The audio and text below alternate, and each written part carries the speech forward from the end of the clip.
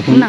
হ্যাঁ, আপনাদের সাথে তাদের কোনো সম্পর্ক নেই, মানে এটা তো আগের থেকেই তাদের সাথে আপনাদের সম্পর্ক নেই। ওদের সাথে আমার আসসালামু আলাইকুম। আপনারা দেখতে পাচ্ছেন আজকে শেষ দিন। দুই হিটু শেখ জঘন্য একজন ধর্ষক, হায়নার চেয়ে জঘন্য একজন নরপশু। আসিয়াকে যেভাবে ধর্ষণ অবশেষে আসিয়ার খুনি হিটু শেখের ফাঁসির হাত থেকে রক্ষা হলো না। ইতিমধ্যে আদালত শেষ পর্যন্ত তার ফাঁসির রায় দিয়ে দিল। তো ফাঁসির আগে হিটু শেখ কেঁদে কেঁদে কি তথ্য প্রকাশ করলো তার সবকিছু এই ভিডিওতে দেখতে পারবেন। তাছাড়াও আসিয়াকে কিভাবে মেরেছে তাও জানতে পারবেন। তাই সবাইকে অনুরোধ করতেছি ভিডিওতে লাইক দিয়ে শেষ পর্যন্ত দেখতে থাকুন। আসসালামু আলাইকুম। আপনারা দেখতে পাচ্ছেন আজকে শেষ দিন। দুই সাক্ষী ছিল, দুই সাক্ষীকে হাজির করা হয়েছে এবং আজকে শেষ দিন হিটু শেখকে আদালতে আনা হয়েছে এবং আজকে শেষ সাক্ষী গ্রহণের শেষ দিন। আজকে দুই সাক্ষীর সাক্ষ্য দেওয়ার পরে আর কোনো সাক্ষী থাকবে না। এবার রায় ঘোষণা করা হবে সেই কাঙ্ক্ষিত ধর্ষক হিটু শেখের। আপনারা দেখতে পাচ্ছেন হিটু শেখকে হেলমেট পরিয়ে আদালতে তোলা হচ্ছে এবং আদালতে তুলে আজকে আসলে যে দুই সাক্ষী ছিল ডক্টর, সেই দুইজনকে আসলে মেডিকেল সে দুই ডক্টরকে আনা হবে এবং তারা দুজনে সাক্ষী দেবে এবং সাক্ষী দেওয়ার পরে আসলে হিটু শেখের মূলত রায় ঘোষণা করা হবে। সারা বাংলাদেশের লোক আসলে হিটু শেখের রায়ের জন্য অপেক্ষা করছে। আসলে সে যেভাবে আসিয়া ধর্ষণ করিয়েছিল, যেভাবে আসলে হায়নার মতো আসলে ঝাঁপিয়ে পড়েছিল, তার আসলে সবাই চাচ্ছে তার ফাঁসি হোক, কিন্তু আসলে আইন এবং আসলে জানে যে তার কি শাস্তি হবে। আমরা আসলে কিছুই জানি না, আইনের উপরেই সব ভরসা। সে যতটুকু অন্যায় করেছে ততটুকুই আসলে শাস্তি দেওয়া হবে। দেখতে পাচ্ছেন হিটু শেখ, হিটু শেখের বউ, হিটু শেখের ছেলে সবাইকে নেওয়া হচ্ছে এবং হিটু শেখ বারবার একই কথা বলছে যে আমরা বাড়ি ছিলাম না, আপনারা আমার বউমাকে ধরুন, ও সব জানে। কেন হিটু শেখ বারবার এই কথা বলছে? সে কি বাঁচার জন্য বলছে নাকি আসলেই সত্য ঘটনা? হ্যাঁ, সে বলছে আমরা বাড়ি ছিলাম না, আমার বৌমা হামিদা ছিল, সে পরকীয়া করার জেরে এই ঘটনা ঘটিয়েছে। আসলে হিটু শেখ কেন এই কথা বারবার বলছে? সে কি আসলে বাঁচার জন্য বলছে নাকি আসলে সত্য কথা বলছে? এগুলো আসলে আমরা বুঝতে পারছি না। আইনের লোক অবশ্যই তদন্ত করছে এই বিষয়। অবশ্যই সত্য যদি পাই অবশ্যই হামিদার বিচার হবে, সত্য যদি না থাকে হামিদার বিচার হবে না। কারণ যতই হিটু শেখ উল্টো পাল্টা বলুক কোনো লাভ নাই, কারণ যারা অন্যায় করে তারা আসলে সৎ শাস্তে চায়, কিন্তু সৎ শাসলে তো হবে না। আপনারা দেখতে পাচ্ছেন হিটু শেখকে আদালতে উঠা হচ্ছে, আজকেই শেষ দিন এবং আজকেই যে দুই সাক্ষী ছিল সেই সাক্ষী গ্রহণের দিন। দুই সাক্ষীর শেষেই হিটু শেখকে রায় দেওয়া হবে এবং হিটু শেখের বিচার হবে। আপনারা ভিডিও দেখতে থাকুন এবং লাইক শেয়ার দিয়ে আমাদের পাশে থাকুন।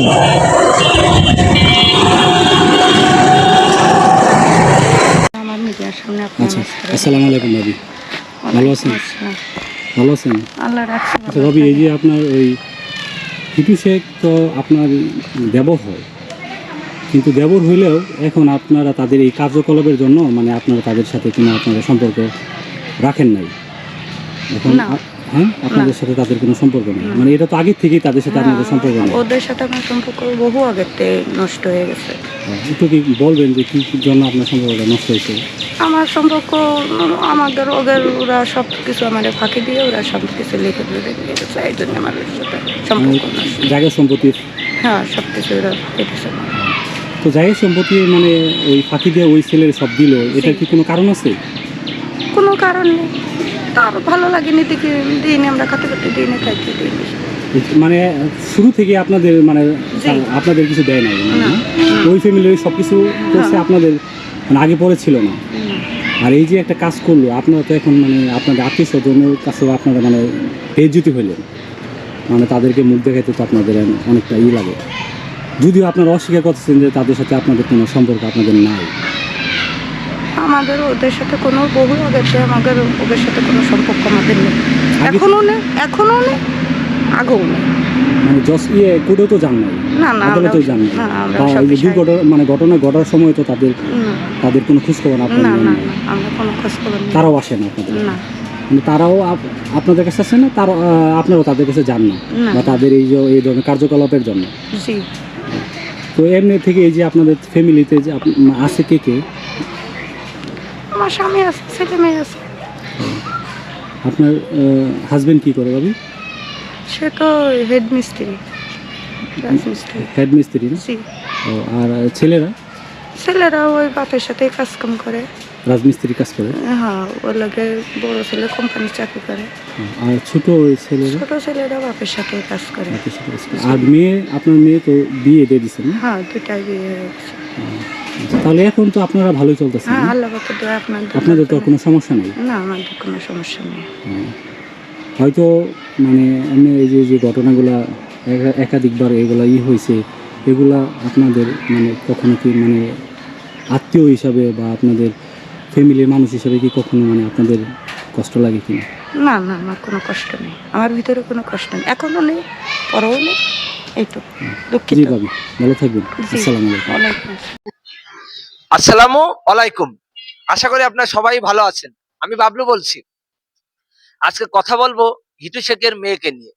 আপনারা জানেন যে হিটু শেখ জঘন্য একজন ধর্ষক, হায়নার চেয়ে জঘন্য একজন নরপশু। আসিয়াকে যেভাবে ধর্ষণ করেছে, আসলে জনগণ যদি তাকে ওই সময় পেত, তাহলে কিভাবে যে তাকে মারধর করত বলার কোনো ভাষা নাই। হঠাৎ করে আমি একটা ভিডিও দেখলাম, টেলিবাংলা একটা নিউজ চ্যানেলে দেখলাম যে হিটু শেখের মেয়ে বলছে যে আমার বাবা কোনো অন্যায় করিনি, আপনারা হামিদাকে ধরে নিয়ে আর একবার তাকে বিচারে কাঠগড়ায় আনুন এবং তাকে জিজ্ঞাসাবাদ করুন, হামিদা সব জানে। হামিদা যদি নাই জানে, তাহলে ওই যেই দিন দুর্ঘটনা ঘটেছে সেই দিন রাত্রেবেলা আসিয়ার পাশে হামিদা ছিল।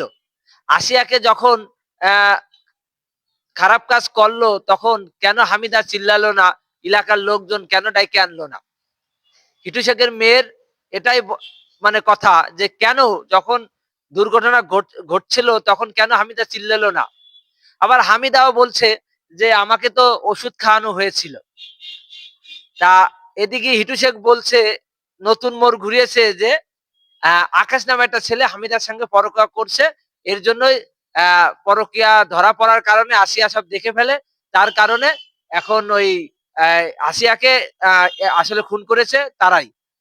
তা আসলে হিটু শেখ এক কথা বলছে, হিটু শেখের মেয়ে এক কথা বলছে, হিটু শেখের মা এক কথা বলছে, আসিয়ার মা এক কথা বলছে। আসিয়ার মা এখন বলছে শেষ আমি বেঁচে আছি আমার মেয়ের বিচারের জন্য। তা আসলে কথা এই শেষকালে আইসে হিটু শেখের ফ্যামিলি এক একজন এক এক কথা বলছে।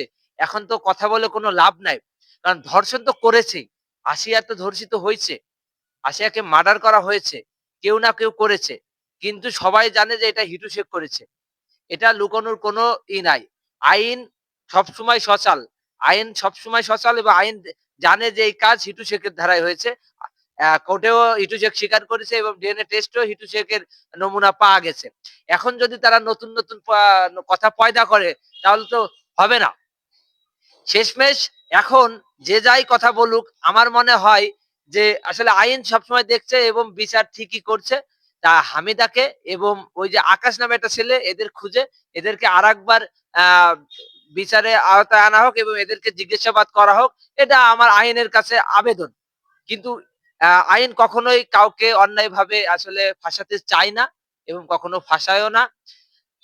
মানুষ কিছু কিছু লোক আছে যারা টাকার জন্য অনেক কিছু করতে। তো বন্ধুরা, এতক্ষণ ধরে পুরো ভিডিওটি দেখার জন্য আপনাদেরকে অসংখ্য ধন্যবাদ। পুরো ভিডিওতে দেখতেই পেলেন হিটু শেখের ফাঁসির কার্যকর করা হবে খুব শীঘ্রই। এইবার আর রক্ষা পাবে না হিটু শেখ। ইতিমধ্যে এই মামলার রায় চলতেছে। তো যাই হোক, আপনাদের কি মনে হয় হিটু শেখকে কি ফাঁসি দিবে? এ বিষয় নিয়ে আপনারা জানাবেন।